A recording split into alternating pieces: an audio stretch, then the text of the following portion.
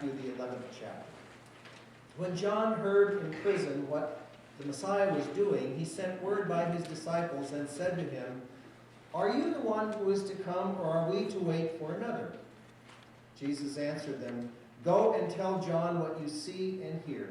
The blind receive their sight, the lame walk, the lepers are cleansed, the deaf hear, the dead are raised, and the poor have good news brought to them. And blessed is anyone who takes no offense at me." As they went away, Jesus began to speak to the crowds about John. "What did you go out into the wilderness to look at? A reed shaken by the wind? What then did you go out to see? Someone dressed in soft robes? Look, those who wear soft robes are in royal palaces. What then did you go out to see? A prophet? Yes, I tell you, and more than a prophet. This is the one about whom it was written, 'See, I am sending my messenger ahead of you, who will prepare your way before you.' Truly, I tell you, among those born of women, no one has arisen greater than John the Baptist. Yet the least in the kingdom of heaven is greater than he." This is the gospel of the Lord. Thanks be to God. Please be seated. This morning I'm going to share a few words with you about patience, which is about as credible as if I were to tell you that right after this service I am flying to New York City to play a contrabassoon solo in the New York Philharmonic Orchestra concert. The fact of the matter is I'm not even sure I know what a contrabassoon looks like, let alone which end of it to play, and I am not a patient person. My kind of patience is captured on a t-shirt that I saw at a truck stop in Ellensburg, Washington a few days ago that said, "Lord, give me patience, and I want it now." It was Margaret Thatcher, the former Prime Minister of Great Britain, who once said, "I have extraordinary patience as long as I know that in the end I get my way." That's the kind of patience that I have. Anyone else in that same impatient boat this morning? If somebody next to you right now is elbowing you or looking at you with kind of a glance, then that probably says you could stand a few pointers in patience. Which means that together we're in the same boat, and therefore we need to pay attention to what James has to say in his letter. 4 times, 4 times in those short verses, he talks about the importance of being patient. It seems that James wants to make it abundantly clear that we need to be patient, and that patience is something that we should hunger for and pray for in every part of our life, but especially in our Advent waiting life. Patience. There was once a truck driver who stopped to eat at a roadside diner. 3 belligerent, troublemaking motorcycle riders came in and sat down near the truck driver. For no other reason than that they were just obnoxious motorcycle riders. The bikers began harassing the truck driver. First it was a little word here or there, and pretty soon it was little bits of food that they were tossing at the truck driver, and then they were calling him offensive names and even spitting toward him, doing whatever they could to get under his skin. But you know what? Despite everything those motorcycle riders did, the truck driver stayed calm. He just kept eating. Never reacted, never looked their way, never said so much as a word. Eventually the truck driver got up, paid his bill, and he left the diner. Well, several minutes later, the 3 motorcycle riders got up to pay their bill. As they approached the cashier, they were still making rude remarks about the trucker. One of the motorcycle riders commented, "That wimpy truck driver, he wasn't much of a man, was he?" The cashier said, "Nope, wasn't much of a truck driver either. He just ran over 3 Harleys out the parking lot."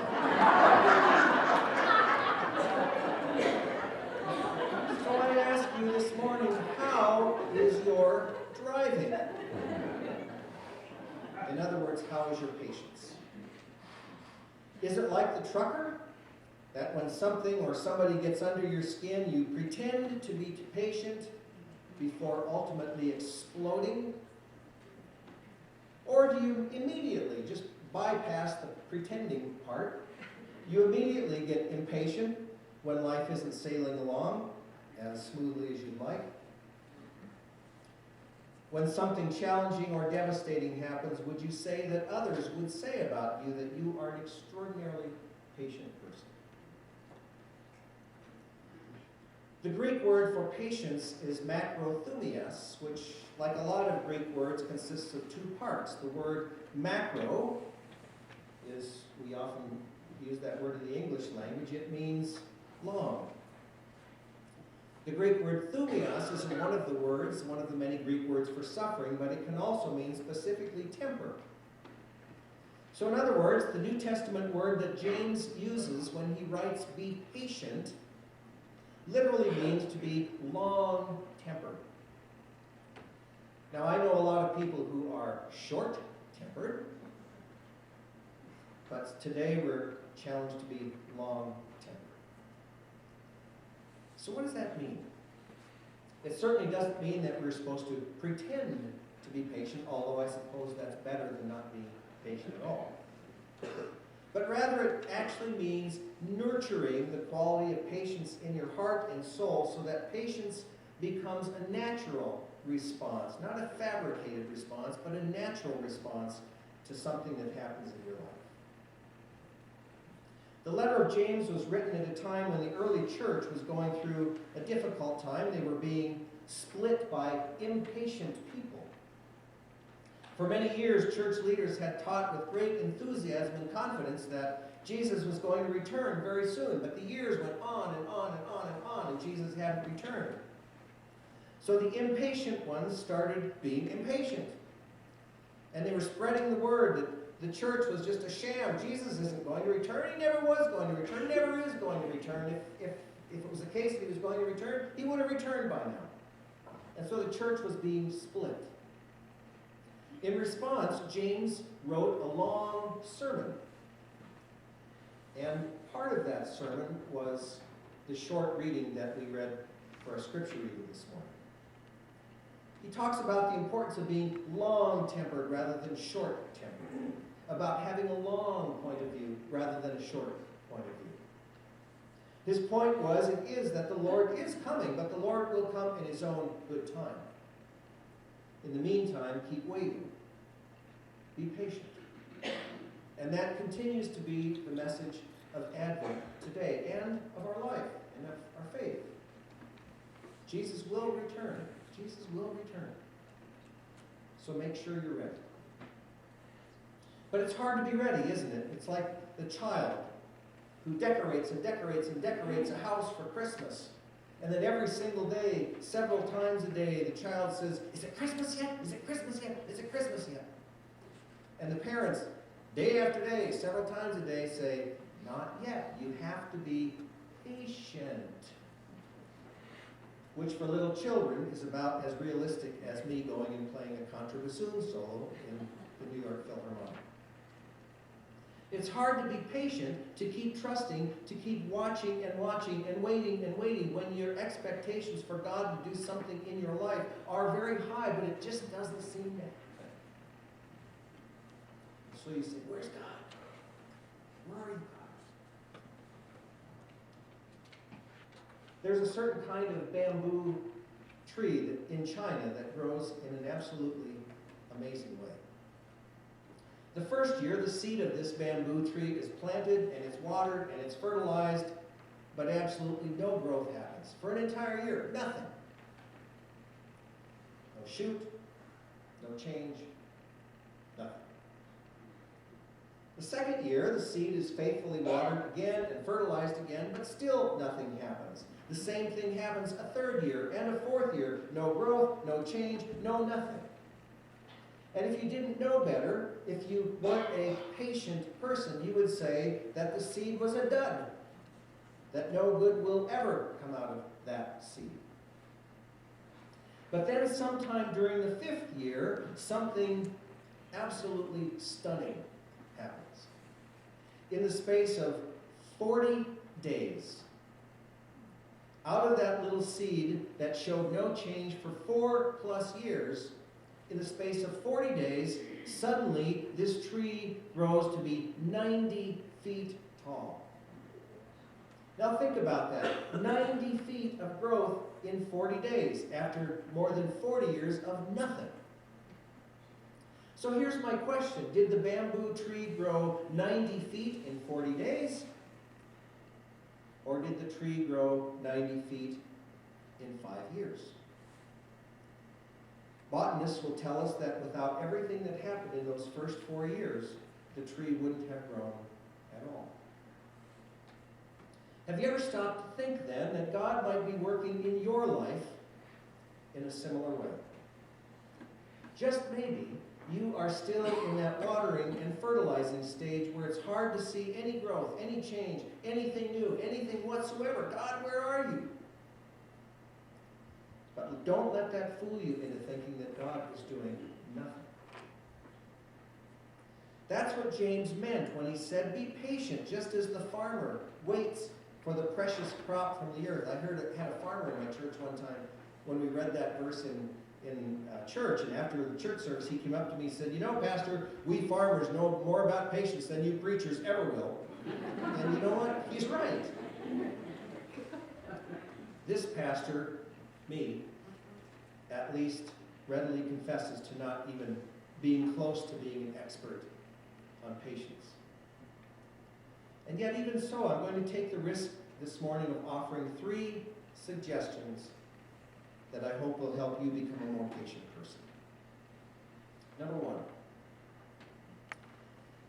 My own mother was one of the most wonderful people that God ever created. In my mind, she could do no wrong. Well, almost no wrong. She was a horrible driver. My mother didn't even learn to drive until she was about 40 years old. And I have to say, in retrospect, the world would have been a much better place had she never learned to drive.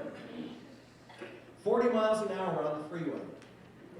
20 miles an hour on single-lane city streets that were posted at 35 or 40. Some days she stopped where there were no stop signs, and other days she would blow right through 4-way stops. That was my mom. People were constantly yelling at her, honking at her, get moving, move over, get a horse, that kind of thing. But as impatient as I am, I wasn't one of those people cussing at her. Instead, I defended her and I protected her, despite how annoying her driving was. Why did I defend and protect her? Why didn't I cuss at her? Because she was my mom. Next time you get caught behind that person, the man who takes his 25 items to the 10-item or less line at Rose Hours, or the woman who quibbles with the clerk for 10 minutes over a 5-cent difference in a price, try this. Learn to see that person through the eyes of imaginative love. Now, I understand you got to have a huge imagination. But try thinking of that person as your lover. Your really good lover. You don't tailgate your father. You don't think about your mother in the same way that you're thinking about that person in line. You protect the people you love and you watch out for them. You cut them a little slack. Learn to see the people who drive you crazy through the eyes of imaginative love. Second, spend more time with people who are extraordinarily patient, and we have many of those in this church.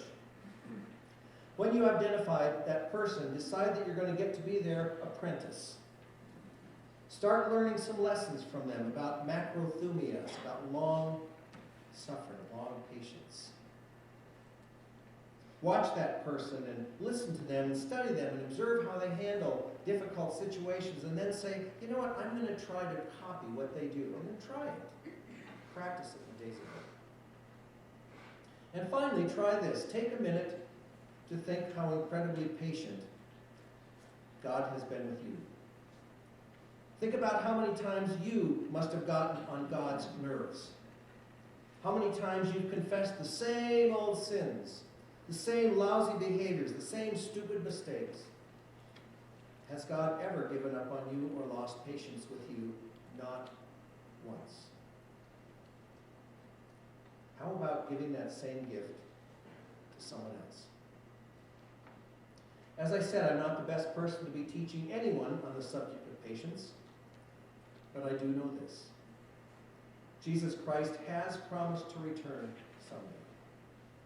Like the members of James' church centuries ago, maybe you're one of those people that's feeling a little impatient, maybe even skeptical, saying, oh, that's never going to happen. Remember this. God has been faithful to every promise God has made, and God will be faithful to this one too. Jesus will come again, and when he does, he'll bring you into a kingdom where there will be no more lousy drivers, no more long lines, no more annoying people, no more wars, no more suffering, no more disease, no more death, no more hate, no more hurt. It may be extremely difficult to comprehend that this side of heaven, but I promise you, even now the seeds of that kingdom have been planted, are being faithfully watered and fertilized. When they finally start to grow, watch out. Until then, be patient. Amen. It's time to get to hear the choir sing.